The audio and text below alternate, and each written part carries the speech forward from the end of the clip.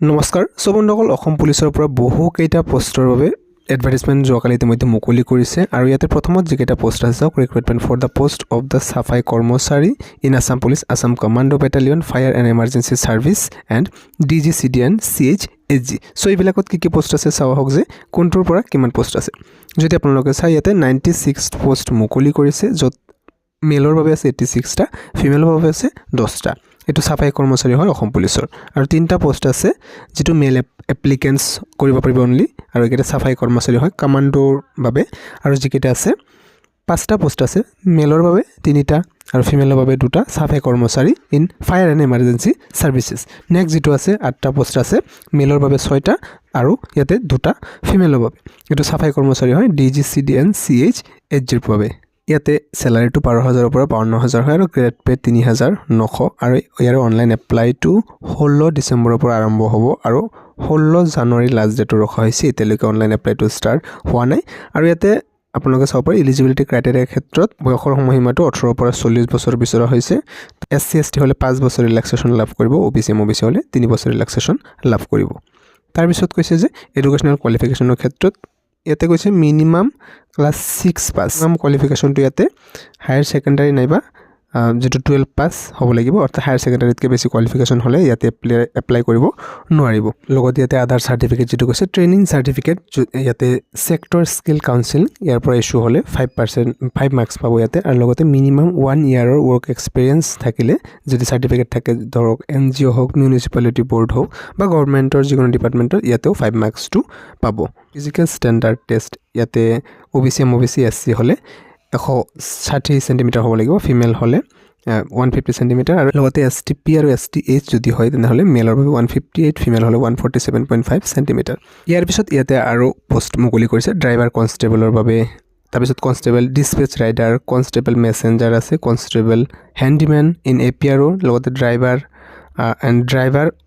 operator in fire and emergency services আৰু লগতে driver constable আৰু ড্ৰাইভাৰ ইন ফৰেষ্ট ডিপাৰ্টমেন্টৰ ক্ষেত্ৰতো মুকলি কৰা হৈছে স্যালাৰি সমূহ 14000 পৰা ষ্টাৰ্ট কৰি 70000 per month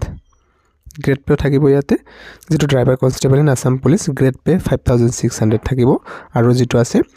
ক্যাটেগৰি wise distribution 1727 post for male applicant এই 128টা পোষ্ট যেটা আছে এটা মেল এপ্লিকেন্টৰ বাবে হয় আনৰিজাৰ্ভ হৈ আছে 65টা OBC MOBC ৰ বাবে 30টা আছে টি ট্ৰাইব আৰু আদিবাসী কমিউনিটি হলে 4টা ৰিজাৰ্ভ আছে SC হলে 9টা STP ৰ বাবে 13টা STH ৰ বাবে ইয়াতে 6টা সো ইয়াতে যেটো আছে 14টা পোষ্ট আছে ইয়াতে APR ৰ বাবে আৰু ইয়াতে আপোনালোকৰ কাৰ বাবে ৰিজাৰ্ভ আছে সকলো ডিটেইলস উল্লেখ আছে ইয়াৰ পিছত ইয়াতে APR মেসেঞ্জাৰ কনষ্টেবল মেসেঞ্জাৰৰ বাবে 20টা পোষ্ট আছে নেক্সট যেটো আছে এটো চাও হওক যে ইয়াতে আছে কনষ্টেবল হ্যান্ডিম্যানৰ বাবে 3টা পোষ্ট আছে APR ৰ ফালৰ পৰা লগতে driver in fire and emergency সাৰ্ভিসত 90টা পোষ্ট আছে ইয়াতে টোটাল 90টা পোষ্ট আছে মেল এপ্লিকেন্ট হ'ব লাগিব আনৰিজাৰ্ভ হৈ আছে 53টা OBC MOBC 20 বাকি বিলাক ৰিজাৰ্ভ কৰা আছে ক্যাটেগৰি ওয়াইজ সো নেক্সট যেটো আছে driver operator in fire and emergency services ইয়াতেও 4টা পোষ্ট আছে তাৰ পিছত যেটো আছে আপোনালোকৰ ইয়াতে ফৰেষ্ট ডিপাৰ্টমেন্টৰ ড্ৰাইভাৰৰ ক্ষেত্ৰত কেটা দিয়া আছে টোটাল 7টা পোষ্ট মুকলি কৰা হৈছে যেটো আপোনালোকৰ ড্ৰাইভাৰ ইন ফৰেষ্ট ডিপাৰ্টমেন্ট আৰু 106টা পোষ্ট আছে ইয়াতেও এডুকেশনাল কোৱালিফিকেশনৰ ক্ষেত্ৰত ইয়াতে মেট্ৰিক পাস হ'ব লাগিব ইয়াতে মিনিমাম কোৱালিফিকেশন তাৰ পিছত ইয়াতে কৈছে যে যেটো ড্ৰাইভাৰ কনষ্টেবল আছে এই ড্ৰাইভাৰ কনষ্টেবলৰ বিলাকৰ বাবে আপোনালোকৰ ইয়াতে LMV লাইসেন্স থাকিব লাগিব আৰু যেটো কৈছে for the post of forest driver operator in fire and emergency services ইয়াৰ বাবে কি হ'ব লাগিব আপোনালোকৰ ভ্যালিড লাইসেন্স থাকিব লাগিব যেটো HMV হ'ব লাগিব আৰু ইয়াতে কিমান হাইট লাগিব কিমান ওয়েট লাগিব আৰু কিমান ইয়াতে আপোনালোকৰ চেষ্ট ইয়াতে সকলো ডিটেইলসও দিয়া আছে যদি ইয়াতে OBC MOBC বা SC ক্যান্ডিডেট হয় মেল হলে 162.5 সেন্টিমিটাৰ লাগিব হাইট আৰু ফিমেল হলে 154 সেন্টিমিটাৰ হ'ব লাগিব কমসে কম বাকি STP আৰু STH ৰ বাবে 160 সেন্টিমিটাৰ মেলৰ বাবে 152 সেন্টিমিটাৰ ফিমেলৰ বাবে আৰু চেষ্ট ইয়াতে বিচৰা হৈছে এটো অকল অনলি মেনৰ ক্ষেত্ৰতে হয় আৰু ইয়াতে মিনিমাম 80 সেন্টিমিটাৰ লাগিব আৰু এক্সপেনশন ফুলৰ পিছত 5 সেন্টিমিটাৰ এক্সট্ৰা লাগিব STH হলে 78 মিনিমাম আৰু এক্সপেনশন হোৱাৰ পিছত 5 সেন্টিমিটাৰ আৰু ইয়াৰ যেটো ইতিমধ্যে ABUB কনষ্টেবলৰ বাবে যেটো পোষ্ট মুকলি কৰিছে তাৰে অনলাইন এপ্লিকেশনটো আপোনালোকৰ 16 তাৰিখৰ পৰা আৰম্ভ হৈ যাব 16 জানুৱাৰীলৈকে চলিব